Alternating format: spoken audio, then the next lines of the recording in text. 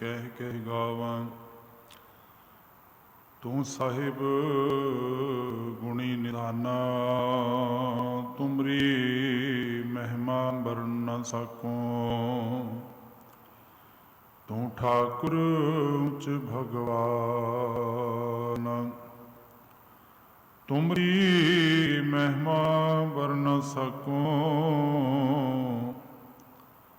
तू ठाकुर उच भगवान। सतनाम श्री वाहिगुरु जी। फरीदा गोर निवाणी सड़ करे, नी घरिया घर आओ। सर पर मैथे आवना, मरणों ना डरिया। फरीदा गोर निमाणी सड़ करे, नी करया घर आओ। सर पर मैथे आवना, मरणों न डरिया। जुगो जुग अटल चवर ततर तख दे मालिक, हाजरा हजूर ज़ारा ज़हूर शब्द गुरु। धन सतगुरु गुरु ग्रंथ साहिब सच्चे पातशाह महाराज जी दे पावन हाजुरी अंदर अमृत वेले दे पावन दरबार दियां हाजरियां भरे सतसंगी जनो, वड्डियां भागां वाले हो,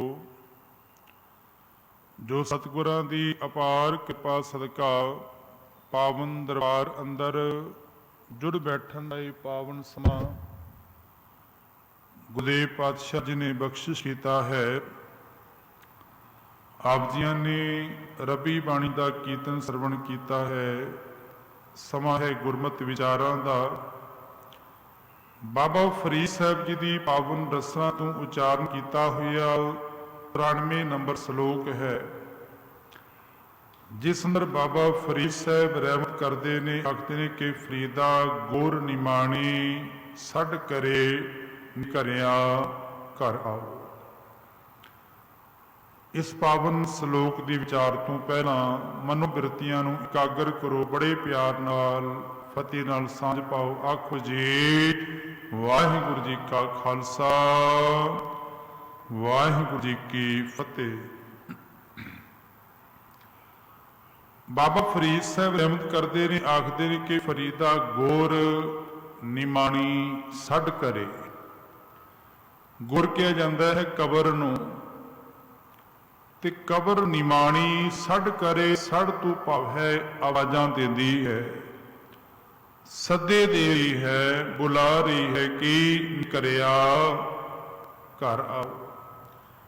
हे नी घरे जी, अपने असली घर दे च आ जा। क्योंकि इंसान का यह संसार जगत जिहड़ा है अपना घर नहीं है। ये जीव संसार दे विच वणजारा बन के आया है, ते संसार दे परमात्मा का नाम रूपी वणज खटन लई आया है। इसलिए बाबा फरीद साहब आखते हैं कि ये ने घरे जीव, ये संसार तेरा असली घर नहीं। तू 4 दिन का इत्थे रहन बसेरा करना है, ये तेरा असली घर नहीं। नी घरिया घर आओ। ते अगे वो रहमत करते ने, आखते ने कि सर पर मैथै आवना। सर पर तू पाउंदा जरूर ही, मैथै तू पाव है मेरे कोल आवना। तू पाव आना पेगा, मरनों ना डरी आओ। कि मरण दे डर तू ना डर। ये हकीकत है कि मौत एक दिन आनी ही है। और संसार तेरा असली घर नहीं। जिवें एक पक्षी दरख्त के ऊपर बैठा है, सवेर प्रभात वेले उन्हें उस दरख्त को छोड़ के उडारी मार जानी। बस इतने एक मनुख तेरी इस संसार रूपी धरती पर रहन बसेरा है, जे तू समझे ते। सतगुर आखते ने कि संसार रूपी दरख्त ते तू आके बैठे, एक दिन संसार दे तू कूच करके जाना है। जिवें घर के अंदर प्राहुणे आए ने, मेहमान आए ने, रिश्तेदार आए ने, वो ज़्यादा दिन नहीं, 1-2 रातां गुजार के अपने असली घर उन्होंने परतना पैंदा है। ਇਸੇ ਤਰ੍ਹਾਂ ਇਨਸਾਨ ਤੂੰ ਸੰਸਾਰ ਰੂਪੀ ਘਰ ਦੇ ਚਾਹੇ, ਇਹ ਸੰਸਾਰ ਤੇਰਾ ਅਸਲੀ ਘਰ ਨਹੀਂ ਹੈ। ਤੇ ਬਾਬਾ ਫਰੀਦ ਸਾਹਿਬ ਇਸਲਾਮ ਦੀ ਸਰਾਂ ਨੂੰ ਮੰਨਣ ਵਾਲੇ ਤੇ ਆਪਣੇ ਧਰਮ ਦੇ ਮੁਤਾਬਕ ਉਹ ਕਹਿੰਦੇ ਨੇ ਕਿ ਗੌਰ ਜਿਹੜੀ ਹੈ ਨਿਮਾਣੀ ਆਵਾਜ਼ਾਂ ਦੇ ਰਹੀ ਹੈ, ਬੁਲਾ ਰਹੀ ਹੈ ਕਿ ਇਹ ਨਿਕਲੇ ਜੀ ਆਪਣੇ ਘਰ ਤੋਂ ਵਾਪਸ ਪਰਤ। ਕਿਉਂਕਿ ਸੰਸਾਰ ਅੰਦਰ ਦਿਸਦੀ ਹੋਈ ਹਰ ਇੱਕ ਸ਼ੈ, ਹਰ ਇੱਕ ਚੀਜ਼ ਜਿਹੜੀ ਹੈ ਉਹ ਵਿਸਰਨ ਵਾਲੀ ਹੈ। ਗੁਰੂ ਪਾਤਸ਼ਾਹ ਦੇ ਪਾਵਨ ਬਚਨ ਨੇ, ਮਹਾਰਾਜ ਆਖਦੇ ਕਿ ਮੁਕਾਮ ਤਿਸ ਨੂੰ ਆਖੀਐ ਜੇ ਸਿਸ ਨਾ ਹੋਵੀ ਲੇਖ। ਆਖਦੇ ਕਿ ਮੁਕਾਮ ਸਦਾ ਰਹਿਣ ਵਾਲਾ ਤੇ ਕੇਵਲ ਇੱਕ ਪਰਮਾਤਮਾ ਹੈ। ਮੁਕਾਮ ਤਿਸ ਨੂੰ ਆਖੀਐ ਜਿਸ ਸਿਸ ਨਾ ਹੋਵੀ ਲੇਖ, ਜਿਸ ਦੇ ਸਿਰ ਦੇ ਉੱਪਰ ਕੋਈ ਲੇਖ ਨਹੀਂ ਹੈ। ਤੇ ਅੱਗੇ ਬੜੀ ਪਿਆਰੀ ਗੱਲ ਕੀਤੀ ਸਾਹਿਬ ਨੇ, ਆਖਦੇ ਨੇ ਕਿ ਅਸਮਾਨ ਧਰਤੀ ਚਲਸੀ ਮੁਕਾਮ ਉਹੀ ਏਕ। ਇੱਥੋਂ ਤੱਕ ਇਹ ਜੋ ਆਕਾਸ਼ ਨਜ਼ਰ ਆ ਰਿਹਾ ਹੈ, ਇਹ ਧਰਤੀ ਨਜ਼ਰ ਆ ਰਹੀ ਹੈ, ਇਹਨਾਂ ਨੇ ਵੀ ਇੱਕ ਦਿਨ ਬਿਨਸ ਜਾਣਾ ਹੈ। ਜਿਸ ਨੂੰ ਗੁਰੂ ਅਰਜਨ ਦੇਵ ਮਹਾਰਾਜ ਸੁਖਮਨੀ ਸਾਹਿਬ ਦੀ ਬਾਣੀ ਅੰਦਰ ਰਮਤ ਕਰਕੇ ਸਮਝਾਉਂਦੇ ਨੇ। ਮਹਾਰਾਜ ਆਖਦੇ ਕਿ ਕਈ ਵਾਰ ਪਸਰਿਓ ਪਸਾਰ ਸਦਾ ਸਦਾ ਇੱਕ ਇੱਕ ਓਂਕਾਰ। ਇਹ ਮਾਲਕ ਨੇ ਕਈ ਵਾਰੀ ਪਸਾਰਾ ਪਸਾਰਿਆ, ਕਈ ਵਾਰੀ ਸਮੇਟ ਲਿਆ, ਪਰ ਸਦਾ ਰਹਿਣ ਵਾਲਾ ਉਹ ਨਿਰੰਕਾਰ ਪਰਮਾਤਮਾ ਹੀ ਹੈ। ਮੁਕਾਮ ਜਿਸ ਨੂੰ ਆਖੀਐ ਜਿਸ ਨਾ ਹੋਵੀ ਲੇਖ, ਅਸਮਾਨ ਧਰਤੀ ਚਲਸੀ ਮੁਕਾਮ ਉਹੀ ਏਕ। ਅੱਗੇ ਆਖਦੇ ਨੇ ਕਿ ਦਿਨ ਰਵ ਚੱਲੇ। ਇਹ ਜੋ ਦਿਨ ਨਜ਼ਰ ਆ ਰਿਹਾ ਹੈ, ਇਸ ਦੇ ਨਾਲ ਜੋ ਰਵ ਤੋਂ ਭਾਵ ਹੈ ਸੂਰਜ ਨਜ਼ਰ ਆ ਰਿਹਾ, ਇਹ ਵੀ ਬਿਨਸਣ ਵਾਲਾ ਹੈ। ਨਿਸ ਸਾਧ ਚੱਲੇ, ਨਿਸ ਤੋਂ ਭਾਵ ਰਾਤਰੀ, ਸਾਧ ਤੋਂ ਭਾਵ ਚੰਦਰਮਾ। ਜਿੱਥੇ ਇਹ ਦਿਨ ਵੀ ਬਿਨਸਣ ਵਾਲਾ ਹੈ, ਸੂਰਜ ਬਿਨਸਣ ਵਾਲਾ ਹੈ, ਰਾਤ ਬਿਨਸਣ ਵਾਲੀ ਹੈ, ਚੰਦਰਮਾ ਬਿਨਸਣ ਵਾਲਾ ਹੈ। ਤੇ ਆਖਦੇ ਕਿ ਤਾਰਕਾ ਲੱਖ ਪਲੋਏ। ਇਹ ਤਾਰਿਆਂ ਦਾ ਜੋ ਮੰਡਲ ਨਜ਼ਰ ਆਉਂਦਾ ਹੈ ਲੱਖਾਂ ਦੀ ਤਾਦਾਦ ਦੇ ਵਿੱਚ, ਇਹਨਾਂ ਨੇ ਵੀ ਬਿਨਸਣਾ ਹੈ। ਤੇ ਗੁਰਦੇਵ ਆਖਦੇ ਨੇ ਕਿ ਮੁਕਾਮ ਉਹੀ ਏਕ ਹੈ, ਨਾਨਕਾ ਸੱਚ ਬਗੋਏ। ਕੇਵਲ ਸਦਾ ਰਹਿਣ ਵਾਲਾ ਉਹ ਨਿਰੰਕਾਰ ਪਰਮਾਤਮਾ ਹੈ। ਜੇ ਤੂੰ ਸੰਸਾਰ ਦੇ ਸਦਾ ਰਹਿਣ ਵਾਲਾ ਨਹੀਂ। ਜਿਸ ਆਸਨ ਹਮ ਬੈਠੇ ਕਿਤੇ ਬੈਸ ਕੇ, ਕਿਤਨੇ ਬਹਿ ਕੇ ਚਲੇ ਗਏ, ਔਰ ਕਿਤਨੇ ਹੀ ਆਸਨ ਪਰ ਬੈਠਦੇ ਨੇ, ਉਹਨਾਂ ਨੇ ਵੀ ਸਦਾ ਰਹਿਣਾ ਨਹੀਂ ਸੰਸਾਰ ਦੇ ਵਿੱਚ। ਗੁਰਦੇਵ ਪਾਤਸ਼ਾਹ ਆਖਦੇ ਨੇ ਕਿ ਰਾਜੇ ਰੀਅਤ ਸਿਕਦਾਰ ਕੋਈ ਨਾ ਰਹਿਸੀਓ। ਉਸ ਸੰਸਾਰ ਦੇ ਅੰਦਰ ਵੱਡੇ ਵੱਡੇ ਰਾਜੇ ਸਨ, ਜਿਨ੍ਹਾਂ ਨੇ ਆਪਣਾ ਤਾਕਤ ਦਾ ਲੋਹਾ ਸੰਸਾਰ ਨੂੰ ਮਨਾਇਆ। ਅੱਜ ਆਖਦੇ ਨੇ ਕਿ ਰਾਜੇ ਰੀਅਤ ਸਿਕਦਾਰ ਕੋਈ ਨਾ ਰਹਿਸੀਓ, ਹਟ ਪਟਣ ਬਾਹਜਾਰ ਹੁਕਮੀ ਢੈਸੀਓ। ਜੋ ਸੰਸਾਰ ਦੇ ਅੰਦਰ ਇਹ ਹੱਟੀਆਂ ਨੇ, ਬਾਜ਼ਾਰ ਨੇ, ਸ਼ਹਿਰ ਨੇ, ਇਹ ਵੀ ਇਸ ਮਾਲਕ ਦੇ ਹੁਕਮ ਦੇ ਅੰਦਰ ਬਿਨਸ ਜਾਣਗੇ। ਪੱਕੇ ਬੰਕ ਦਵਾਰ ਮੂਰਖ ਜਾਣੇ ਆਪਣੇ। ਕਹਿੰਦੇ ਕਿ ਜੋ ਪੱਕੇ ਮਕਾਨ ਬਣਾਏ ਹੋਏ, ਇਮਾਰਤਾਂ ਬਣਾਈਆਂ ਹੋਈਆਂ ਨੇ, ਪੱਕੇ ਬੰਕ ਦਵਾਰ, ਦਵਾਰ ਤੋਂ ਪਾਉ ਦਰਵਾਜ਼ੇ, ਜੋ ਚੌਕਟਾਂ ਕਹਿ ਲਈਏ, ਜੋ ਲੱਕੜੀ ਦੀਆਂ ਪੱਥਰ ਦੀਆਂ ਮਨੁੱਖ ਨੇ ਬਣਾਈਆਂ ਹੋਈਆਂ ਨੇ। ਗੁਰਦੇਵ ਆਖਦੇ ਪੱਕੇ ਬੰਕ ਦਵਾਰ ਮੂਰਖ ਜਾਣੇ ਆਪਣੇ। ਮਨੁੱਖ ਜਿਨ੍ਹਾਂ ਦੇ ਨਾਲ ਬਹੁਤਾ ਨੇਹ ਪਾ ਕੇ ਬੈਠਾ ਹੋਏ। ਸਤਿਗੁਰ ਆਖਦੇ ਨੇ ਕਿ ਇਹਨਾਂ ਨੇ ਵੀ ਸਦਾ ਨਹੀਂ ਰਹਿਣਾ। ਮਨੁੱਖ ਨੇ ਸਾਰਾ ਜੀਵਨ ਦੁਨੀਆ ਦੇ ਪਦਾਰਥਾਂ ਦੇ ਜੁੜ ਕੇ, ਜੇ ਹਿਰਦੇ ਅੰਦਰ ਪ੍ਰਭੂ ਦੀ ਯਾਦ ਨਹੀਂ, ਤੇ ਬੜੇ ਸੋਹਣੇ ਮਹਿਲ ਬਣਾਏ, ਬੜੇ ਸੋਹਣੇ ਘਰ ਬਣਾਏ ਉਸਨੇ, ਪਰ ਮਹਿਲ ਬਣੇ ਹੋਏ ਉੱਥੇ ਹੀ ਰਹੇ। ਮਨੁੱਖ ਸੰਸਾਰ ਤੋਂ ਕੂਚ ਕਰਕੇ ਚਲਾ ਗਿਆ। ਕੁਝ ਸਾਲ ਮਨੁੱਖ ਦੀ ਤਸਵੀਰ ਇੱਕ ਕਿਲ ਦੇ ਨਾਲ ਟੁਕੀ ਹੋਈ ਉਸ ਦੀਵਾਰ ਨਾਲ ਟੰਗੀ ਰਹੀ। ਤੇ ਖਿਮਾ ਕਰਨਾ, ਕੁਝ ਸਾਲਾਂ ਬਾਅਦ ਜੋ ਤਸਵੀਰ ਟੰਗੀ ਹੋਈ ਸੀ ਉਹ ਵੀ ਨਹੀਂ ਰਹੀ।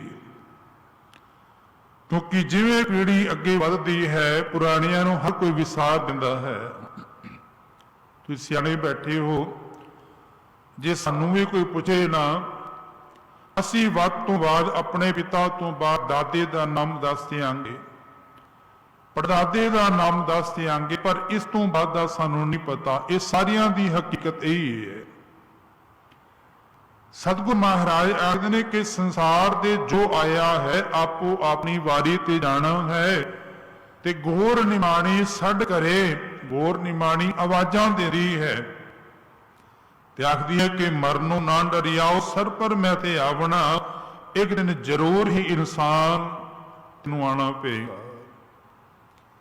ਪਰ ਗੁਰਦੇਵ ਬੜੀ ਪਿਆਰੀ ਗੁਰਮਤਿ ਦੀ ਗੱਲ ਸਮਝਾਉਂਦੇ ਨੇ, ਆਖਦੇ ਨੇ ਕਿ ਜੋ ਘਰ ਛੱਡ ਗਵਾਵਣਾ ਸੋ ਲੱਗਾ ਮਨ ਮਾਹੇ।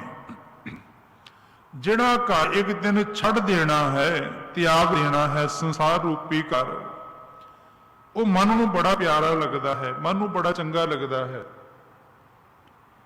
ਜੋ ਘਰ ਛੱਡ ਗਵਾਵਣਾ, ਆਵਾਜ਼ ਥੋੜੀ ਠੀਕ ਕਰ ਦਿਓਗੇ,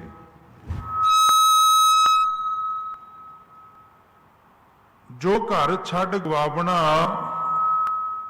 ਸੋ ਲੱਗਾ ਮਨ ਮਾਹੇ, ਜਿੱਥੈ ਜਾਏ ਤੁਧ ਵਰਤਣਾ ਇਸ ਕੀ ਚਿੰਤਾ ਨਾ ਹੈ। ਪਰ ਜਿਸ ਘਰ ਦੇ ਜਾ ਕੇ ਮਾਲਕ ਦੇ ਘਰ ਤੋਂ ਜਾਣਾ ਹੈ, ਉਸ ਦੀ ਇਨਸਾਨ ਤੈਨੂੰ ਚਿੰਤਾ ਹੀ ਨਹੀਂ। ਇਹ ਦੁਨਿਆਵੀ ਘਰਾਂ ਦੇ ਨਾਲ ਮਨੁੱਖ ਨੇ ਬਹੁਤਾ ਨਹੀਂ ਪਾਇਆ ਹੋਇਆ ਹੈ। ਦੁਨਿਆਵੀ ਘਰਾਂ ਦੇ ਨਾਲ ਮਨੁੱਖ ਬਹੁਤਾ ਜਿਹੜਾ ਹੈ ਜੁੜਿਆ ਹੋਇਆ ਹੈ। ਸਤਿਗੁਰ ਮਹਾਰਾਜ ਆਖਦੇ ਨੇ ਕਿ ਜਿਸ ਮਾਲਕ ਦੇ ਘਰ ਤੂੰ ਜਾਣਾ ਹੈ, ਉਸ ਘਰ ਦੀ ਤੈਨੂੰ ਚਿੰਤਾ ਹੀ ਨਹੀਂ। ਉਸ ਲਈ ਨਾਮ ਰੂਪੀ ਤੋਸਾ, ਨਾਮ ਰੂਪੀ ਸਰਮਾਇਆ ਆਪਣੇ ਹਿਰਦੇ ਅੰਦਰ ਸਾਂਭੇ ਆਏ ਨੇ। ਤੇ ਭਗਤ ਨਾਮਦੇਵ ਜੀ ਨੇ ਆਪਣੀ ਪਾਵਨ ਬਾਣੀ ਅੰਦਰ ਰਹਿਮਤ ਕੀਤੀ। ਭਗਤ ਨਾਮਦੇਵ ਜੀ ਆਖਦੇ ਨੇ ਕਿ ਮਨੁੱਖ ਨੇ ਗਹਿਰੀ ਕਰਕੇ ਨੀਂਵ ਖੁਦਾਈ, ਉੱਪਰ ਮੰਡਪ ਛਾਏ। ਬੜੀਆਂ ਗਹਿਰੀਆਂ ਕਰਕੇ ਨੀਆਂ ਖੋਦੀਆਂ ਨੇ ਤੇ ਉੱਪਰ ਸੋਹਣੀਆਂ ਇਮਾਰਤਾਂ ਬਣਾਈਆਂ। ਪਰ ਨਾਲ ਹੀ ਭਗਤ ਨਾਮਦੇਵ ਜੀ ਆਖਦੇ ਨੇ ਕਿ ਮਾਰ ਕੰਡੇ ਤੇ ਕੋ ਅਧਿਕਾਈ, ਜਿਨ ਤ੍ਰਿਣ ਧਰ ਮੁੰਡ ਬੁਲਾਏ। ਕਿ ਮਾਰ ਕੰਡੇ ਰਿਸ਼ੀ ਤੋਂ ਵਡੇਰੀ ਉਮਰ ਕਿਸੀ ਹੋਏਗੀ, ਉਸਨੇ ਸਾਰੀ ਉਮਰ ਜਿਹੜੀ ਹੈ ਕੱਖਾਂ ਦੀ ਕੁੱਲੀ ਦੇ ਦਰਿਆ ਦੇ ਕੰਢੇ ਗੁਜ਼ਾਰ ਦਿੱਤੀ। ਮਾਰ ਕੰਡੇ ਤੇ ਕੋ ਅਧਿਕਾਈ, ਜਿਨ ਤ੍ਰਿਣ ਧਰ ਮੁੰਡ ਬੁਲਾਏ, ਹਮਰਾ ਕਰਤਾ ਰਾਮ ਸਨੇਹੀ। ਆਖਦੇ ਕਿ ਹਮਰੋ ਕਰਤਾ ਰਾਮ ਸਨੇਹੀ, ਕਾਹੇ ਰੇ ਨਰ ਗਰਭ ਕਰਤ ਹੋ, ਬਿਨ ਸਜਾਹੇ ਝੂਠੀ ਦੇਹੀ। ਇਸ ਦੇਹੀ ਨੇ ਇੱਕ ਦਿਨ ਬਿਨ ਸਜਾਣਾ ਹੈ। ਮੇਰੀ ਮੇਰੀ ਕਹਿਰੋਂ ਕਰਦੇ ਦੁਰਯੋਧਨ ਸੇ ਭਾਈ। ਦੁਰਯੋਧਨ ਵਰਗੇ ਜਿਸਨੇ ਇੱਕ ਵੇਲੇ ਪਾਂਡਵਾਂ ਨੂੰ ਕਿਹਾ ਸੀ ਕਿ ਤੁਹਾਨੂੰ ਸੂਈ ਦੇ ਬਰਾਬਰ ਵੀ ਮੈਂ ਜ਼ਮੀਨ ਨਹੀਂ ਦੇ ਸਕਦਾ, ਸੂਈ ਦੀ ਨੋਕ ਜਿਤਨੀ ਹੈ ਇਤਨੀ ਵੀ ਨਹੀਂ ਦੇ ਸਕਦਾ। ਇਤਨਾ ਵੱਡਾ ਰਾਜ ਹੋਣ ਦੇ ਬਾਵਜੂਦ ਵੀ ਤੇ ਭਗਤ ਨਾਮਦੇਵ ਜੀ ਆਖਦੇ ਨੇ ਕਿ ਮੇਰੀ ਮੇਰੀ ਕਹਿਰੋਂ ਕਰਤੇ ਦੁਰਯੋਧਨ ਸੇ ਭਾਈ। 12 ਯੋਜਨ ਛਤਰ ਚਲਿਆ ਥਾ, ਜਿਨ੍ਹਾਂ ਦਾ 48 ਕੋਹਾਂ ਦੇ ਉੱਪਰ ਛਤਰ ਝੂਲਦਾ ਸੀ। ਸੀਸ ਪਰ ਸੋਨੇ ਦਾ ਛਤਰ ਚੱਲਦਾ ਸੀ। ਦੇਹੀ ਗਰਜਨ ਖਾਈ, ਉਹਨਾਂ ਦੀਆਂ ਦੇਹੀਆਂ ਨੂੰ ਗਿੱਧਾਂ ਨੇ ਸੰਭਾਲੇ, ਕੋਈ ਸੰਭਾਲਣ ਵਾਲਾ ਨਹੀਂ ਰਿਹਾ। ਦੁਰਵਾਸਾ ਸਿਉ ਕਰਤ ਠਗੋਰੀ, ਸਰਬ ਸੋਇਨ ਕੀ ਲੰਕਾ ਹੋਤੀ। ਸਾਰੀ ਦੀ ਸਾਰੀ ਸੋਨੇ ਦੀ ਲੰਕਾ ਰਾਵਣ ਦੀ। ਤੇ ਰਾਵਣ ਸੇ ਅਧਿਕਾਈ, ਬੜਾ ਬਲ ਵਾਲਾ, ਬੜਾ ਸ਼ਕਤੀਸ਼ਾਲੀ ਉਹ ਰਾਜਾ ਰਾਵਣ ਹੈ। ਮਹਾਰਾਜ ਸੱਚੇ ਪਾਤਸ਼ਾਹ ਆਖਦੇ ਨੇ ਕਿ ਸਰਬ ਸੋਇਨ ਕੀ ਲੰਕਾ ਹੋਤੀ, ਰਾਵਣ ਸੇ ਅਧਿਕਾਈ। ਕਾਹੋ ਭਇਓ ਦਰ ਬਾਂਧੇ ਹਾਥੀ, ਛਿਨ ਮੈਂ ਭਈ ਪਰਾਈ। ਛਿਨ ਦੀ ਭਈ ਪਰਾਈ ਹੋ ਗਈ। ਕਹਿਣ ਦਾ ਭਾਵ ਕਿ ਜਿਨ੍ਹਾਂ ਦਾ ਇਤਨਾ ਬਲ ਸੀ, ਤਾਕਤ ਸੀ ਕਿ 1 ਲੱਖ ਪੂਤ, ਲੱਖ 1.25 ਲੱਖ ਨਾਤੀ, ਤਹਿ ਰਾਵਣ ਘਰ ਦੀਆ ਨਾ ਬਾਤੀ। ਇਹ ਸੰਸਾਰ ਚਲਾਏ ਮਨ ਹੈ, ਸੰਸਾਰ ਨੇ ਇੱਕ ਦਿਨ ਬਿਨਸਣਾ ਹੈ। ਤੇ ਗੁਰਦੇਵ ਆਖਦੇ ਨੇ ਕਿ ਜਿੱਥੇ ਚੰਦਰਮਾ ਔਰ ਸੂਰਜ, ਇਹ ਧਰਤੀ ਆਕਾਸ਼ ਬਿਨਸਣ ਵਾਲੇ ਨੇ, ਮਨੁੱਖ ਤੇਰੀ ਕੀ ਪਾਇਆ ਹੈ। ਇੱਕ ਪੱਖ ਇਹ ਹੈ। ਦੂਸਰਾ ਪੱਖ ਦੇਖਦੇ ਹਾਂ, ਗੁਰਦੇਵ ਪਾਤਸ਼ਾਹ ਨੇ ਕਿ ਭਾਵੇਂ ਸੰਸਾਰ ਬਿਨਸਣ ਵਾਲਾ ਹੈ, ਪਰ ਉਹ ਘਰ ਮੁਬਾਰਕ ਨੇ, ਉਹ ਸੋਹਣੇ ਬਣੇ ਹੋਏ ਮੰਦਰ ਮੁਬਾਰਕ ਨੇ, ਜਿਨ੍ਹਾਂ ਘਰਾਂ ਦੇ ਅੰਦਰ ਮਾਲਕ ਦੀ ਸਿਫਤ ਹੈ।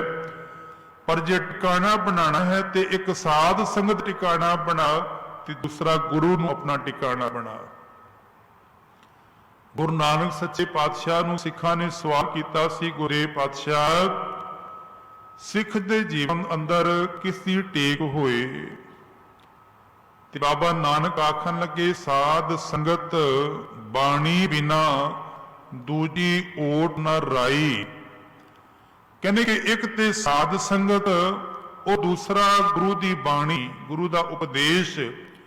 ਬਾਣੀ ਬਿਨਾ ਦੂਜੀ ਓਟ ਨਾ ਰਾਈ। ਰਾਈ ਕਿਹਾ ਜਾਂਦਾ ਹੈ ਛੋਟਾ ਜਿਹਾ ਦਾਣਾ ਰਾਈ ਦਾ, ਉਹ ਬੜਾ ਬਰੀਕ ਹੈ। ਕਹਿੰਦੇ ਕਿ ਇਸੇ ਤਰ੍ਹਾਂ ਸਿੱਖ ਦੇ ਜੀਵਨ ਵਿੱਚ ਰਾਈ ਵਰਗੀ ਵੀ ਕਿਸੇ ਹੋਰ ਦੀ ਝਾਕ ਨਾ ਹੋਏ, ਟੇਕ ਨਾ ਹੋਏ।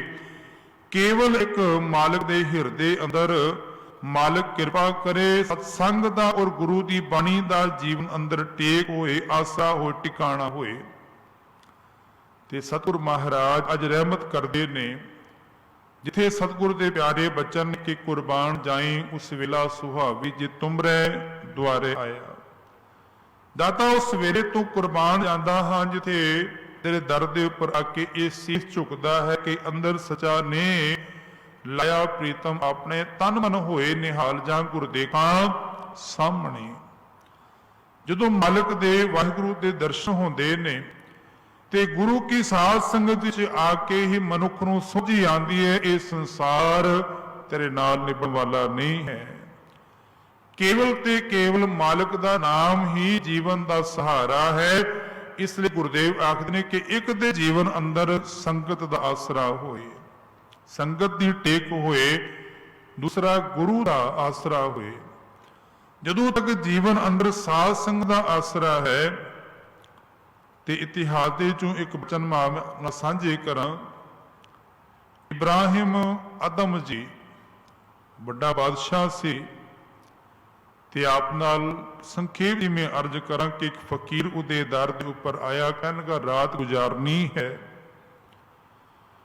ਦਰਬਾਰੀਆਂ ਨੇ ਕਿਹਾ ਕਿ ਇਹ ਕੋਈ ਸਰਾਹ ਨਹੀਂ ਹੈ, ਇਹ ਕੋਈ ਮੁਸਾਫਰਖਾਨਾ ਨਹੀਂ ਹੈ, ਇਹ ਰਾਜੇ ਦਾ ਮਹਿਲ ਹੈ। ਰਾਜੇ ਦੇ ਮਹਿਲ ਦੇ ਰਾਜੇ ਦਾ ਆਪਣਾ ਪਰਿਵਾਰ ਰਹਿੰਦਾ ਹੈ, ਇਹ ਕੋਈ ਮੁਸਾਫਰਖਾਨਾ ਨਹੀਂ। ਇਹ ਆਵਾਜ਼ ਸੁਣ ਕੇ ਇਬਰਾਹਿਮ ਅਦਮ ਨੇ ਫਕੀਰ ਨੂੰ ਬੁਲਾਇਆ, ਕਹਿਣ ਲੱਗਾ ਇਹ ਸਹੀ ਕਹਿ ਰਹੇ ਨੇ, ਇਹ ਮੇਰਾ ਰਾਜ ਮਹਿਲ ਹੈ, ਇਹ ਮੇਰਾ ਆਪਣਾ ਘਰ ਹੈ। ਫਕੀਰ ਨੇ ਬੜੀ ਪਿਆਰੀ ਗੱਲ ਕਹੀ, ਆਖਣ ਲੱਗਾ ਰਾਜਨ ਮੈਂ ਕੁਝ ਸਾਲ ਪਹਿਲਾਂ ਆਇਆ, ਕੋਈ ਹੋਰ ਸੀ। ਕਹਿਣਗੇ ਮੇਰੇ ਪਿਤਾ ਸਨ, ਮੇਰੇ ਅਬਾ ਸਨ। ਕਹਿਣਗੇ ਉਸ ਤੋਂ ਪਹਿਲਾਂ ਕੁਝ ਹੋਰ ਸਾਲ ਪਹਿਲੇ ਆਇਆ ਇੱਕ ਹੋਰ ਬਜ਼ੁਰਗ ਸੀ। ਕਹਿਣਗਾ ਉਹ ਮੇਰੇ ਦਾਦਾ ਜੀ ਸਨ। ਕਹਿਣਗੇ ਜਦੋਂ ਤੂੰ ਸੰਸਾਰ ਤੋਂ ਚਲੇ ਜਾਣਾ ਹੈ ਫਿਰ ਕੌਣ ਰਹੇਗਾ? ਕਹਿਣਗੇ ਮੇਰਾ ਬੱਚਾ ਰਹੇਗਾ। ਉਹ ਕਹਿਣ ਲੱਗਾ ਫਿਰ ਮੁਸਾਫਰਖਾਨਾ ਹੀ ਹੋਇਆ ਨਾ, ਪਹਿਲੇ ਤੇਰਾ ਦਾਦਾ ਸੀ, ਫਿਰ ਪਿਤਾ ਰਿਹਾ, ਹੁਣ ਤੂੰ ਹੈ ਤੇ ਆਉਣ ਵਾਲੇ ਸਮੇਂ ਅੰਦਰ ਤੇ ਬੱਚੇ ਨਹੀਂ ਰਹਿਣਾ ਹੈ। ਸਦਾ ਕੋਈ ਇਸ ਘਰ ਦੇ ਅੰਦਰ ਨਹੀਂ ਰਿਹਾ। ਮਨੁੱਖ ਸੰਸਾਰ ਰੂਪੀ ਘਰਾਂ ਦੇ ਨਾਲ ਤੂੰ ਸਾਂਝ ਪਾਈ ਹੋਈ ਹੈ। ਗੋਰ ਨਿਮਾਣੀ ਛੱਡ ਕਰੇ ਨਿਕਰਿਆ ਘਰ ਆਓ। हे ਨੀ ਘਰੇ ਜੀ, ਇਹ ਸੰਸਾਰ ਤੇਰਾ ਆਪਣਾ ਘਰ ਨਹੀਂ ਹੈ। ਮਾਲਕ ਦੇ ਚਰਨਾਂ ਦੇ ਵਿੱਚ ਹੀ ਤੈਨੂੰ ਉਹ ਟਿਕਾਣਾ ਮਿਲਣਾ ਹੈ। ਇਸ ਲਈ ਸਾਧ ਸੰਗਤ ਦੀ ਟੇਕ ਲੈ। ਤੇ ਦੂਸਰਾ ਆਸਰਾ ਹੈ ਗੁਰੂ ਦਾ ਆਸਰਾ। ਤੇ ਗੁਰੂ ਦਾ ਆਸਰਾ ਤੋਂ ਭਾਵ ਕੇਵਲ ਇਹ ਨਹੀਂ ਕਿ ਗੁਰੂ ਦੇ ਚਰਨਾਂ ਦੇ ਵਿੱਚ ਮੱਥਾ ਟੇਕਣਾ। ਗੁਰੂ ਦਾ ਆਸਰਾ ਲੈਣ ਦਾ ਭਾਵ ਹੈ, ਗੁਰੂ ਦਾ ਟਿਕਾਣਾ ਲੈਣ ਦਾ ਭਾਵ ਹੈ ਕਿ ਗੁਰੂ ਦੇ ਬਚਨਾਂ ਨੂੰ ਸਤ ਸਤ ਕਰਕੇ ਮੰਨਣਾ। ਜਿਸ ਨੂੰ ਗੁਰੂ ਅਮਰਦਾਸ ਸੱਚੇ ਪਾਤਸ਼ਾਹ ਆਖਦੇ ਨੇ ਕਿ ਸੋ ਸਿੱਖ ਸਖਾ ਬੰਦਪ ਹੈ ਭਾਈ, ਜੇ ਗੁਰ ਕੇ ਭਾਣੇ ਵਿੱਚ ਆਵੇ ਆਪਣੇ ਭਾਣੇ ਜੋ ਚੱਲੇ ਭਾਈ, ਵਿਛੜ ਚੋਟਾਂ ਖਾਵੇ। ਜੋ ਫਿਰ ਮਨ ਦੇ ਪਿੱਛੇ ਲੱਗ ਕੇ ਚੱਲਦਾ ਹੈ ਵਿਛੜ ਕੇ ਚੋਟਾਂ ਖਾਂਦਾ ਹੈ। ਪਰਮਾਤਮਾ ਦੇ ਨਾਲ ਵਿਛੜ ਕੇ ਤੇ ਸੁਖਮਨੀ ਸਾਹਿਬ ਦੀ ਬਾਣੀ ਅੰਦਰ ਗੁਰਦੇਵ ਆਖਦੇ ਨੇ ਕਿ ਗੁਰ ਕੇ ਗ੍ਰਹਿ ਸੇਵਕ ਜੋ ਰਹਿ, ਗੁਰ ਕੀ ਆਗਿਆ ਮਨ ਮੈਂ ਸਹਿ, ਆਪਸ ਕੋ ਕਰਕਛ ਨਾ ਜਨਾਵੇ, ਹਰ ਹਰ ਨਾਮ ਹਿਰਦੈ ਸਤਿ ਧਿਆਵੈ, ਮਨ ਵੇਚੈ ਸਤਿਗੁਰ ਕੇ ਪਾਸ, ਤੇ ਸੇਵਕ ਕੇ ਕਾਰਜ ਰਾਸ। ਜਿਸ ਨੇ ਆਪਣਾ ਮਨ ਗੁਰੂ ਦੇ ਚਰਨਾਂ ਦੇ ਵਿੱਚ ਵੇਚ ਦਿੱਤਾ, ਭੇਟਾ ਕਰਤਾ, ਸਮਰਪਣ ਕਰ ਦਿੱਤਾ, ਤੇ ਗੁਰਦੇਵ ਆਖਦੇ ਕਿ ਗੁਰ ਕੇ ਗ੍ਰਹਿ ਸੇਵਕ ਜੋ ਰਹਿ, ਗੁਰ ਕੀ ਆਗਿਆ ਸਭ ਕਰ ਸਹਿ।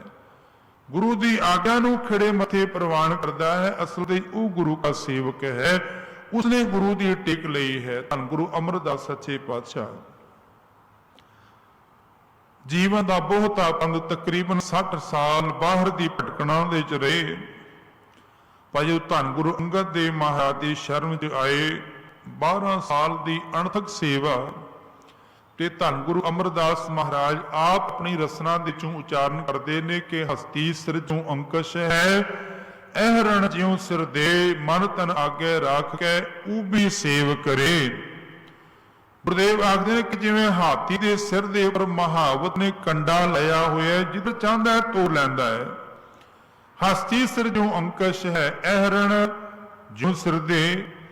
ਅਹਰਣ ਉਹ ਲੋਹੇ ਦੀ ਵਸਤੂ ਹੈ ਜਿਸ ਤੇ ਲੋਹਾਰ ਸਾਰਾ ਦਿਨ ਕੁਝ ਨਾ ਕੁਝ ਕੁੱਟਦਾ ਰਹਿੰਦਾ ਹੈ, ਸਾਰਾ ਦਿਨ ਉਹ ਲੋਹਾਰ ਦੀ ਮਾਰ ਸਹਿੰਦੀ ਹੈ। ਗੁਰੂ ਅਮਰਦਾਸ ਜੀ ਆਖਦੇ ਨੇ ਕਿ ਮਨਾ ਤੂੰ ਵੀ ਮਨ ਤਨ ਆਗੇ ਰੱਖ ਕੇ ਊਬੀ ਸੇਵ ਕਰੇ, ਸੇਵਾ ਵਸਤੇ ਤਿਆਰ ਪਰ ਤਿਆਰ ਹੈ। ਤੇ ਉਹ ਸਿਵਾ ਕਮਾਈ ਗੁਰੂ ਅਮਰਦਾਸ ਸੱਚੇ ਪਾਤਸ਼ਾਹ ਨੇ ਤੇ ਜੁਲਾਹੀ ਨੇ ਇਹ ਬਚਨ ਕਹੇ ਸਨ ਕਿ ਅਮਰੂ ਨਿਥਾਵਾਂ ਹੈ। ਜਦੋਂ ਪਾਣੀ ਦੀ ਗਾਗਰ ਭਰ ਕੇ ਲੈ ਕੇ ਆ ਰਹੇ ਨੇ ਗੁਰੂ ਸਾਹਿਬਾਨ, ਤੇ ਜੁਲਾਹੇ ਦੇ ਘਰ ਦੇ ਕੋਲ ਕਿੱਲੀ ਦੇ ਨਾਲ ਖੱਡੀ ਨਾਲ ਪੈਰ ਅੜ ਕੇ ਸਤਿਗੁਰੂ ਪਾਤਸ਼ਾਹ ਡਿੱਗ ਪਏ। ਕਾਕੇ ਦੀ ਆਵਾਜ਼ ਤੇ ਜੁਲਾਹੀ ਨੂੰ ਜੁਲਾਹਾ ਪੁੱਛਦਾ ਕੌਣ ਹੈ? ਜੁਲਾਹੀ ਕੌਣ? ਕਹਿ ਲੱਗੀ ਕੌਣ ਹੋਏਗਾ? ਇਹ ਅਮਰੂ ਨਿਥਾਵਾਂ ਹੈ। ਗੁਰੂ ਅਮਰਦਾਸ ਮਹਾਰਾਜ ਨੇ ਕਿਹਾ ਸੀ ਕਿ ਤੂੰ ਝੱਲੀ ਹੋ ਗਈ ਹੈ, ਕਮਲੀ ਹੋ ਗਈ ਹੈ, ਮੈਂ ਨਿਥਾਵਾਂ ਨਹੀਂ, ਮੈਂ ਥਾਂ ਵਾਲਾ ਹਾਂ। ਪਰ ਕਦੋਂ? ਜਦੋਂ ਧੰਨ ਗੁਰੂ ਅੰਗਦ ਦੇਵ ਮਹਾਰਾਜ ਦੀ ਸ਼ਰਨ ਚ ਆ ਗਏ। ਗੁਰੂ ਦੀ ਸ਼ਰਨ ਚ ਆ ਕੇ ਹੀ ਜੀਵ ਨੂੰ ਟਿਕਾਣਾ ਮਿਲਦਾ ਹੈ, ਆਸਰਾ ਮਿਲਦਾ ਹੈ। ਸਤਿਕਾਰਯੋਗ ਭਾਈ ਮਰਦਾਨਾ ਜੀ, ਜਿਨ੍ਹਾਂ ਨੇ ਆਪਣੇ ਜੀਵਨ ਦਾ ਬਹੁਤਾ ਪੰਧ ਤਕਰੀਬਨ ਅੱਧੀ ਸਦੀ 50 ਸਾਲ, ਕਈ ਵਿਦਵਾਨ 48 ਸਾਲ ਲਿਖਦੇ ਨੇ, ਕਈ 53 ਸਾਲ ਲਿਖਦੇ ਨੇ, ਇੰਜ ਕਰੀਏ ਕਿ ਲਗਭਗ 50 ਸਾਲ ਅੱਧੀ ਸਦੀ ਜਿਨ੍ਹਾਂ ਨੇ ਗੁਰੂ ਨਾਨਕ ਸੱਚੇ ਪਾਤਸ਼ਾਹ ਦੇ ਨਾਲ ਕੀਰਤਨ ਕੀਤਾ। ਤੇ ਵਿਆਹ ਦੇ ਸਮੇਂ ਗੁਰੂ ਨਾਨਕ ਸੱਚੇ ਪਾਤਸ਼ਾਹ ਨੇ ਆਪਣੇ ਤਨ ਦੇ ਪਾਈ ਹੋਈ ਪੁਸ਼ਾਕ ਮਰਦਾਨਾ ਜੀ ਨੂੰ ਦੇਤੀ। ਆਖਣ ਲੱਗੇ ਮਰਦਾਨਿਆ, ਇਹ ਪੁਸ਼ਾਕ ਨੇ ਮੈਂ ਆਪਣਾ ਆਪ ਤੈਨੂੰ ਪਹਿਨਾ ਰਿਹਾ, ਤੇ ਅੱਜ ਤੋਂ ਬਾਅਦ ਤੇਰਾ ਘਰ ਮੇਰਾ ਘਰ ਹੈ ਤੇ ਮੇਰਾ ਘਰ ਤੇਰਾ ਘਰ ਹੈ। ਜੋ ਵੀ ਚੀਜ਼ ਦੀ ਲੋੜ ਹੋਏ ਉਹ ਤੂੰ ਘਰ ਤੋਂ ਬੇਝਿਜਕ ਹੋ ਕੇ ਲੈ ਜਾਈਂ। ਗੁਰੂ ਨਾਨਕ ਸੱਚੇ ਪਾਤਸ਼ਾਹ ਦੇ ਨਾਲ ਮਰਦਾਨਾ ਜੀ ਨੇ ਜੀਵਨ ਦਾ ਬਹੁਤਾ ਪੰਧ ਗੁਜ਼ਾਰਿਆ। ਤੇ ਇੱਕ ਦਿਨ ਤਲਵੰਡੀ ਜਦੋਂ ਆਏ ਸਨ, ਵਾਪਸ ਪਰਤ ਕੇ ਆਏ, ਗੁਰੂ ਸਾਹਿਬ ਘਰ ਤੋਂ ਬਾਹਰ ਬੈਠੇ ਹੋਏ ਨੇ ਦਰਖਤ ਦੇ ਥੱਲੇ। ਮਰਦਾਨਾ ਦੀਆਂ ਅੱਖਾਂ ਸੇਜਲ ਸਨ ਤੇ ਧੰਨ ਗੁਰੂ ਨਾਨਕ ਸੱਚੇ ਪਾਤਸ਼ਾਹ ਆਖਣ ਲੱਗੇ ਮਰਦਾਨਿਆ ਕੀ ਹੋਇਆ? ਤੇਰੀਆਂ ਅੱਖਾਂ ਦੇ ਵਿੱਚ ਆਇਆ ਹੰਝੂ ਨੇ, ਕਿਸੇ ਨੇ ਕੋਈ ਕਿਹਾ ਹੈ? ਮਰਦਾਨਾ ਜੀ ਕਹਿਣ ਲੱਗੇ ਦਾਤਾ, ਲੋਕੀ ਮੈਨੂੰ ਤੇ ਬੜਾ ਕੁਝ ਕਹਿੰਦੇ ਨੇ, ਕੋਈ ਮੈਨੂੰ ਡੂਮ ਕਹਿੰਦਾ ਹੈ, ਕੋਈ ਮੈਨੂੰ ਮਰਾਸੀ ਕਹਿੰਦਾ ਹੈ, ਪਰ ਅੱਜ ਇਹਨਾਂ ਨੇ ਮੈਨੂੰ ਹੀ ਨਹੀਂ ਤੁਹਾਨੂੰ ਵੀ ਕਿਹਾ, ਉਹ ਮੇਰੇ ਕੋਲੋਂ ਬਰਦਾਸ਼ਤ ਨਹੀਂ ਹੋਇਆ। ਗੁਰਦੇਵ ਪਾਤਸ਼ਾਹ ਆਖਣ ਲੱਗੇ ਮਰਦਾਨਿਆ ਕੀ ਕਿਹਾ ਲੋਕਾਂ ਨੇ? ਕਹਿਣ ਲੱਗੇ ਕਿ ਉਹਨਾਂ ਨੇ ਆਖਿਆ ਕਿ ਇਹ ਕੁਰਾਹੇ ਦਾ ਮਰਾਸੀ ਹੈ। ਮੈਨੂੰ ਤੇ ਮਾਸੀ ਕਹਿੰਦੇ ਨੇ, ਡੂਮ ਕਹਿੰਦੇ ਨੇ, ਮੈਂ ਬਰਦਾਸ਼ਤ ਕਰ ਲੈਂਦਾ, ਪਰ ਅੱਜ ਕਹਿਣ ਲੱਗੇ ਇਹ ਕੁਰਾਹੇ ਦਾ, ਜੋ ਕੁਰਾਇਆ ਹੋਇਆ ਤੇ ਬਾਬਾ ਨਾਨਕ ਇਹ ਉਹਦਾ ਮਰਾਸੀ ਹੈ। ਤੇ ਬਾਬਾ ਤੇ ਆਪ ਆਪਣੀ ਬਾਣੀ ਅੰਦਰ ਰੱਖਦੇ ਨੇ ਕਿ ਕੋਈ ਆਖੇ ਭੂਤਨਾ, ਕੋ ਕਹੇ ਬੇਤਾਲਾ, ਕੋਈ ਆਖੇ ਆਦਮੀ, ਨਾਨਕ ਵਿਚਾਰਾ ਭਿਆ ਦੀਵਾਨਾ, ਸ਼ਾਹ ਕਾ ਨਾਨਕ ਬੋਰਾਨਾ। ਬਾਬਾ ਨਾਨਕ ਆਖਦੇ ਨੇ ਕਿ ਮੈਨੂੰ ਤੇ ਕਹਿੰਦੇ ਬੋਰਾਨਾ ਹੋ ਗਏ ਆ, ਪਰ ਸਤਿਗੁਰ ਆਖਣ ਲੱਗੇ ਮਰਦਾਨਿਆਂ ਇਹਨਾਂ ਦੀ ਫਿਕਰ ਨਾ ਕਰ। ਹੁਣ ਦੇਖੋ ਗੁਰੂ ਨਾਨਕ ਸੱਚੇ ਪਾਤਸ਼ਾਹ ਨੇ ਭਾਵੇਂ ਲੋਕ ਮਰਾਸੀ ਆਖਦੇ ਸਨ, ਲੋਕ ਰੂਮ ਆਖਦੇ ਸਨ ਮਰਦਾਨਾ ਜੀ ਨੂੰ, ਪਰ ਬਾਬਾ ਨਾਨਕ ਮਰਦਾਨੇ ਨੂੰ ਭਾਈ ਸ਼ਬਦ ਦੇ ਕੇ ਨਿਵਾਜਿਆ। ਪਹਿਲਾ ਭਾਈ ਸ਼ਬਦ ਗੁਰੂ ਨਾਨਕ ਸੱਚੇ ਪਾਤਸ਼ਾਹ ਨੇ ਮਰਦਾਨੇ ਨੂੰ ਦਿੱਤਾ ਹੈ। ਦੁਨੀਆ ਦੇ ਅੰਦਰ ਗੁਰੂ ਗੁਰੂ ਰੇ, ਸ਼ਿਗਰਦ ਸ਼ਿਗਰਦ ਹੀ ਰੇ। ਗੁਰੂਆਂ ਦੇ ਜਾਣ ਤੋਂ ਬਾਅਦ ਉਹਨਾਂ ਦੇ ਚੇਲੇ ਗੱਦੀ ਦੇ ਉੱਪਰ ਬੈਠੇ ਨੇ, ਪਰ ਗੁਰੂ ਨਾਨਕ ਦੇ ਘਰ ਦੀ ਇਹ ਵਿਲੱਖਣਤਾ ਹੈ ਕਿ ਬਾਬੇ ਨਾਨਕ ਨੇ ਆਪਣੇ ਸ਼ਿਗਰਦ ਨੂੰ ਵੀ, ਚੇਲੇ ਨੂੰ ਵੀ ਭਾਈ ਸ਼ਬਦ ਦੇ ਕੇ ਨਿਵਾਜਿਆ, ਔਰ ਆਪਣੀ ਹਯਾਤੀ ਅੰਦਰ ਭਾਈ ਲੈਣ ਜਿਹਨੂੰ ਗੁਰਤਾ ਗੱਦੀ ਉੱਪਰ ਥਾਪਤਾ। ਇਹ ਬਾਬੇ ਨਾਨਕ ਦੇ ਘਰ ਦੀ ਵਿਲੱਖਣਤਾ ਹੈ। ਅਖੀਰ ਵੇਲਾ ਆਇਆ ਜਦੋਂ ਭਾਈ ਮਰਦਾਨਾ ਜੀ ਦਾ ਕਰਤਾਰਪੁਰ ਦੀ ਧਰਤੀ ਉੱਪਰ ਤੇ ਧੰਨ ਗੁਰੂ ਨਾਨਕ ਸੱਚੇ ਪਾਤਸ਼ਾਹ ਦੀ ਗੋਦ ਦੇ ਵਿੱਚ ਭਾਈ ਮਰਦਾਨਾ ਜੀ ਦਾ ਸਿਰ ਹੈ ਤੇ ਬਾਬਾ ਨਾਨਕ ਆਖਣ ਲੱਗੇ, ਮਰਦਾਨਿਆ ਬਹੁਤਾ ਸਮਾਂ ਸਾਡੇ ਨਾਲ ਤੂੰ ਸੰਗਤ ਕੀਤੀ ਹੈ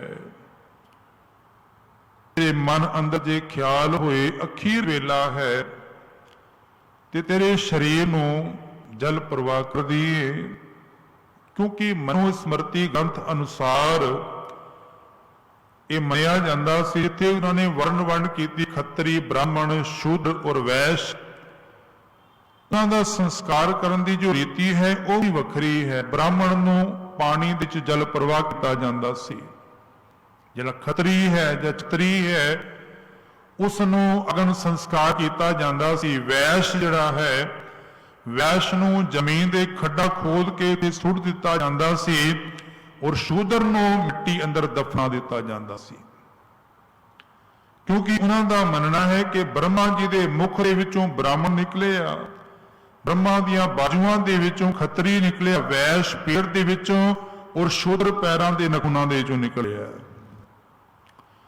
ਸਤਿਗੁਰੂ ਮਹਾਰਾਜ ਆਖਣਗੇ, ਮਰਦਾਨਿਆ ਜੇ ਤੂੰ ਆਖੇ ਤੇ ਤੇਰਾ ਜਲ ਪ੍ਰਵਾਹ ਕਰਦੀ। ਸਤਿਗੁਰ ਆਖਣ ਲੱਗੇ, ਭਾਈ ਮਨੀ ਸਿੰਘ ਜੀ ਨੇ ਇਸ ਗੱਲ ਨੂੰ ਕੋਟ ਕੀਤਾ ਹੈ ਤੇ ਮੁਖਾਲਿਫ ਵੀ ਲਿਖਦਾ ਹੈ। ਬਾਬਾ ਨਾਨਕ ਆਖਣ ਲੱਗੇ, ਮਰਦਾਨਿਆਂ ਜੇ ਕਹੇ ਤੇ ਅਗਨ ਦੇ ਨਾਲ ਚਿਖਾ ਤਿਆਰ ਕਰਕੇ ਅਗਨ ਭੇਟਾ ਕਰ ਦਈਏ। ਜੇ ਤੂੰ ਮਰਦਾਨਿਆਂ ਆਖੇ ਤੇਰੀ ਸੋਹਣੀ ਕਬਰ ਬਣਾ ਕੇ ਚੰਗਾ ਪੱਥਰ ਲਾ ਕੇ ਉਸ ਦੇ ਵਿੱਚ ਕਬਰ ਦੇ ਦਫਨਾ ਦਈਏ, ਲੋਕੀ ਆ ਕੇ ਤੈਨੂੰ ਨਮਸਕਾਰਾਂ ਕਰ। ਮਰਦਾਨਾ ਜੀ ਦੇ ਹੱਥ ਜੁੜ ਕੇ ਆਖਣਗੇ, ਦਾਤਾ ਇਸ ਚੰਮ ਦੀ ਕਬਰ ਦੇ ਚੋਂ ਬਾਣੀ ਦੇ ਰਾਹੀਂ ਬਾਹਰ ਕੱਢਿਆ ਹੈ, ਹੁਣ ਇਸ ਕਬਰ ਦੀ ਪੱਥਰ ਦੀ ਕਬਰ ਦੇ ਵਿੱਚ ਨਾ ਮੈਨੂੰ ਮੜ ਦੇਣਾ, ਜਿੱਥੇ ਬਾਬਾ ਨਾਨਕ ਤੇਰਾ ਵਾਸਾ ਉੱਥੇ ਮੇਰਾ ਵਾਸਾ ਕਰ ਲਈ। ਤੇ ਧੰਨ ਨੇ ਉਹ ਜਿਨ੍ਹਾਂ ਨੇ ਮਾਲਕ ਦੇ ਨਾਲ ਸਾਂਝ ਪਾਈ ਹੈ, ਭਾਈ ਮਰਦਾਨਾ ਜੀ। ਬਾਬਾ ਫਰੀਦ ਸਾਹਿਬ ਆਖਦੇ ਨੇ ਕਿ ਸੰਸਾਰ ਦੇ ਚੋਂ ਇੱਕ ਨਾ ਇੱਕ ਦਿਨ ਤੇ ਜਾਣਾ ਹੀ ਹੈ, ਗੋਰ ਨਿਮਾਣੀ ਸੜ ਕਰੇ ਨੀ ਘਰਿਆ ਘਰ ਆਓ।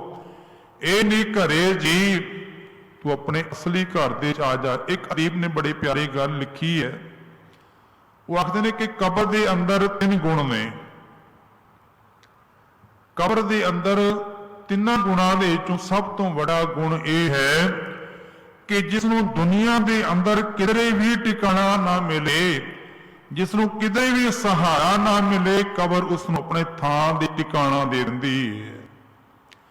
ਮਨੁੱਖ ਨੂੰ ਜ਼ਿੰਦਗੀ ਨਾਲ ਕਿਧਰੇ ਟਿਕਾਣਾ ਨਾ ਮਿਲੇ, ਕਿਧਰੇ ਸਹਾਰਾ ਨਾ ਮਿਲੇ, ਕਿਧਰੇ ਕੋਈ ਰੱਖਣ ਨੂੰ ਤਿਆਰ ਨਾ ਹੋਏ, ਕਬਰ ਉਹਨੂੰ ਟਿਕਾਣਾ ਦੇ ਦਿੰਦੀ ਹੈ, ਪਹਿਲੀ ਗੱਲ।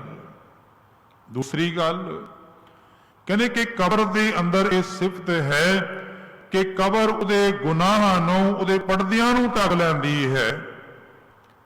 ਮਨੁੱਖ ਨੇ ਬੜੇ ਐਬ ਕੀਤੇ ਹੋਣ, ਦੇਖੋ ਕਿਸੇ ਨੂੰ ਪਤਾ ਲੱਗ ਜਾਏ ਨਾ, ਉਹ 4 ਬੰਦਿਆਂ ਅੰਦਰ ਉਜਾਗਰ ਕਰਦਾ ਹੈ ਇਸ ਅੰਦਰ ਇਹ ਅਵਗੁਣ ਨੇ, ਪਰ ਕਬਰ ਮਨੁੱਖ ਦੇ ਅਵਗੁਣਾਂ ਤੱਕ ਨੂੰ, ਉਹਦੇ ਗੁਨਾਹਾਂ ਨੂੰ ਆਪਣੇ ਅੰਦਰ ਦਫਨ ਕਰ ਲੈਂਦੀ ਹੈ।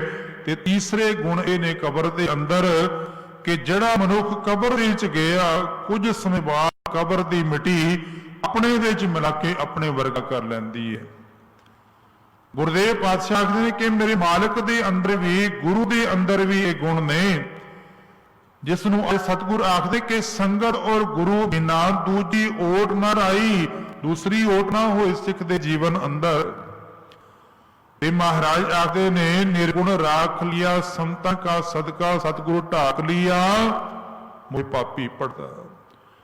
ਗੁਰੂ ਨੇ ਮੈਨੂੰ ਪਾਪੀ ਨੂੰ ਪਰਦਿਆਂ ਦੇ ਵਿੱਚ ਰੱਖ ਲਿਆ। ਗੁਰੂ ਮੇਰੇ ਹਰ ਚੰਗੇ, ਮੇਰੇ ਮੰਦੇ, ਹਰ ਅਵਗੁਣ ਤੂੰ ਜਾਣਦਾ ਹੈ, ਪਰ ਫਿਰ ਵੀ ਉਹ ਮਾਲਕ ਮੇਰੀ ਸਾਰ ਕਰਦਾ ਹੈ। ਇਸ ਲਈ ਗੁਰਦੇਵ ਆਖਦੇ ਨੇ ਕਿ ਚੇਤਨਾ ਹੈਤੋ ਚੇਤ ਰਹਿ, ਨਿਸਦਿਮੈ ਪ੍ਰਾਨੀ। ਉਸ ਮਾਲਕ ਨੂੰ ਯਾਦ ਕਰ, ਜਾਗ ਲਿਓ ਰੇ ਮਨਾ ਜਾਗ ਲੈ, ਕਾਹਾਂ ਗਾਫਲ ਸੋਇਆ, ਜੋ ਤਨ ਉਪਜਿਆ ਸੰਗ ਹੀ, ਸੁਪੀ ਸੰਗ ਨ ਹੋਇਆ। ਗੁਰੂ ਕਲਗੀਧਰ ਪਾਤਸ਼ਾਹ ਦੇ ਚਰਨਾਂ ਦੇ ਡੱਲੇ ਨੇ ਇੱਕ ਵਾਰੀ ਬੇਨਤੀ ਕੀਤੀ, ਦਾਤਾ ਆਪਣੇ ਚਰਨਾਂ ਦੇ ਵਿੱਚ ਪੀੜੀ ਜਿੰਨੀ ਥਾਂ ਦੇ ਦੇਣਾ। ਮਹਾਰਾਜ ਆਖਣ ਲੱਗੇ, ਡੱਲਿਆ ਪੀੜੀ ਜਿਤਨੀ ਥਾਂ, ਅਸੀਂ ਤੇ ਸੂਈ ਜਿਤਨੀ ਥਾਂ ਵੀ ਨਹੀਂ ਦੇ ਸਕਦੇ। ਇਹ ਅਧਿਕਾਰ ਗੁਰੂ ਦੀ ਸ਼ਰਨ ਚ ਆ ਕੇ ਅੰਮ੍ਰਿਤ ਪਾਨ ਕਰਕੇ ਪੰਜਾਂ ਪਿਆਰਿਆਂ ਕੋਲੋਂ ਅੰਮ੍ਰਿਤ ਦੀ ਦਾਤ ਲਏਗਾ ਤਾਂ ਤੈਨੂੰ ਥਾਂ ਮਿਲਣੀ ਹੈ। ਜਦੋਂ ਗੁਰੂ ਵਾਲਾ ਬਣ ਜਾਏਗਾ, ਗੁਰੂ ਦਾ ਅੰਮ੍ਰਿਤ ਪਾਨ ਕਰਕੇ, ਤੇ ਭਾਈ ਡੱਲੇ ਨੇ ਪਰਿਵਾਰ ਸਹਿਤ ਫਿਰ ਅੰਮ੍ਰਿਤ ਪਾਨ ਕਰਕੇ ਆਪ ਵੀ ਤੇ ਆਪਣੇ ਪਰਿਵਾਰ ਨੂੰ ਵੀ ਪ੍ਰਵਾਨ ਕਰ ਲਿਆ। ਸਤਿਗੁਰੂ ਮਹਾਰਾਜ ਇਸ ਪਾਵਨ ਸ਼ਲੋਕ ਅੰਦਰ ਰਹਿਮਤ ਕਰਦੇ ਨੇ, ਆਖਦੇ ਕਿ ਸੰਸਾਰ ਦੀ ਸਚਾਈ ਹੈ ਕਿ ਇੱਕ ਨਾ ਇੱਕ ਦਿਨ ਸੰਸਾਰ ਤੋਂ ਜਾਣਾ ਹੈ, ਪਰ ਜੇ ਜੀਵਨ ਅੰਦਰ ਸਾਧ ਸੰਗਤ ਦੀ ਔਰ ਗੁਰੂ ਦੀ ਟੇਕ ਹਿਰਦੇ ਅੰਦਰ ਵਸ ਕੇ ਜੇ ਤੂੰ ਇਸ ਸੰਸਾਰ ਤੋਂ ਆਪਣਾ ਜੀਵਨ ਸੁਰਖਰੂ ਹੋ ਕੇ ਸਫਲਾ ਕਰਕੇ ਜਾਏਗਾ। ਇੱਕ ਵਾਰੀ ਫਿਰ ਇਹਨਾਂ ਸ਼ਲੋਕਾਂ ਨੂੰ ਵਿਚਾਰ ਲਈਏ। ਪਾਵਨ ਬਚਨ ਫਰੀਦਾ ਗੋਰ ਨਿਮਾਣੀ ਛੱਡ ਕਰੇ ਨਿਕਰਿਆ ਘਰ ਆਓ ਸਰ ਪਰ ਮੈਥੇ ਆਵਣਾ ਮਰਨੋਂ ਨਾ ਡਰਿਆਓ। ਸਤਿਗੁਰ ਕਿਰਪਾ ਕਰਨ ਪਾਵਨ ਬਚਨ ਹਿਰਦੇ ਵਸ ਜਾਣ। ਬੋਲਦਿਆਂ ਬੇਅੰਤ ਭੁੱਲਾਂ ਗੁਰੂ ਸਮਰੱਥ ਹੈ, ਸੰਗਤ ਬਖਸ਼ਣ ਯੋਗ ਹੈ। ਬਖਸ਼ ਦੇਣਾ ਆਖੋ ਪਿਆਰ ਨਾਲ ਜੀ। ਵਾਹਿਗੁਰੂ ਜੀ ਕਾ ਖਾਲਸਾ